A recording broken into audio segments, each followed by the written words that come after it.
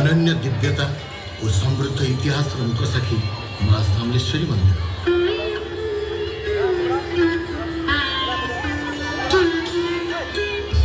देवी समलेश्वरी संबलपुर आराध्य देवी माँ नाम प्रख्यात संबलपुर प्रकृतिर अपरूप सुषमार भंडार अटे संबलपुर। चौहान वंशर बलराम देव थिले यार यूपवर। धनुर्धर वीर दिने जानते मृगा विनोदे एक अचंबित कथा दुष्यपटे हेले अवगत।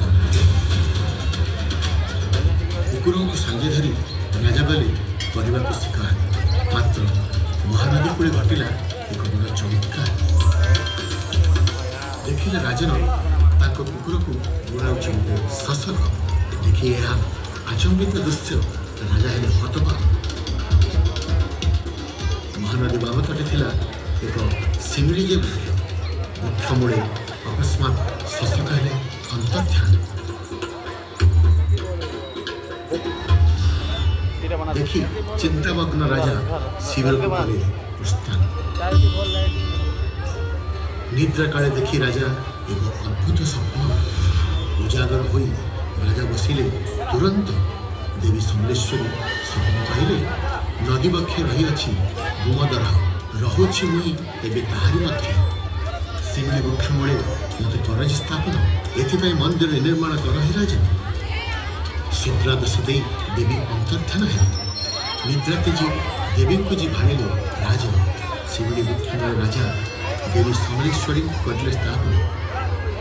शताब्दी शताब्दी धरी देवी होइछन्ति सेठारे आसीन। स्वप्नादेश अनुरूप राजा आरंभिले मंदिर निर्माण, मात्र समस्त उद्यम जीवन।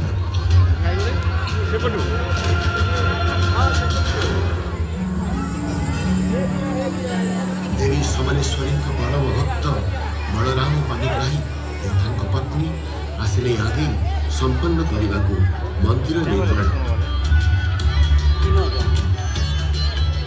मूर्ति थोड़ा दिव्यता और समृद्धि बराह चिन्हित मुख भारी अनुपम। स्थले मां भव्य प्रतीक स्मरण मात्र के योग दोष वही खंडित। तुम्हें नहीं ना कहार रूप प्राचीन कालू मन मध्य रही अच्छ मात्र। हे देवी समलेश्वरी अटल शांति प्रदायिनी प्रतिध्वनित हुए तो रहस्य पृथ्वी गर्भर। प्रतिवर्ष 3 पर्व हुए पालित। पुरपल्ली हर्षोल्लासे हुए विगणित। हस्ते धरी पुष्पांजलि सर्वपुरवासी मां पर्वरे माती होइथांति खुशी।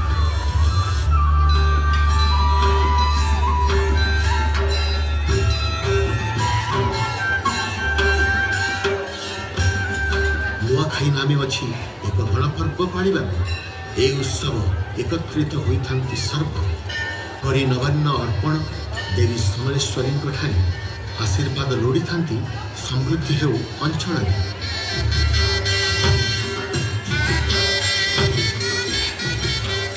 महाविश्व संक्रांति आसे मृत्यु उपरे प्रेमर कथा जे भाषे। सती सावित्री कथा कराई स्मरण। बैशाख चैत्र मासरे उत्सव होई पालन।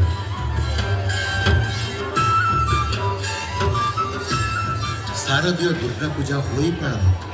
दर्शन करी मां को सबे हुअन्ति प्रसन्न।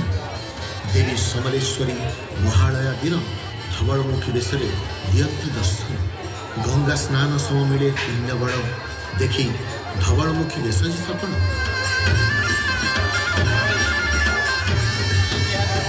मां समलेश्वरी को स्मरण मात्र के दृश्यपटे उभा हुई समृद्ध इतिहास तक। जय जय दया करी संबलपुर रही माँ गो समलई दया क्षमा दात्री माँ तू अटु महामा।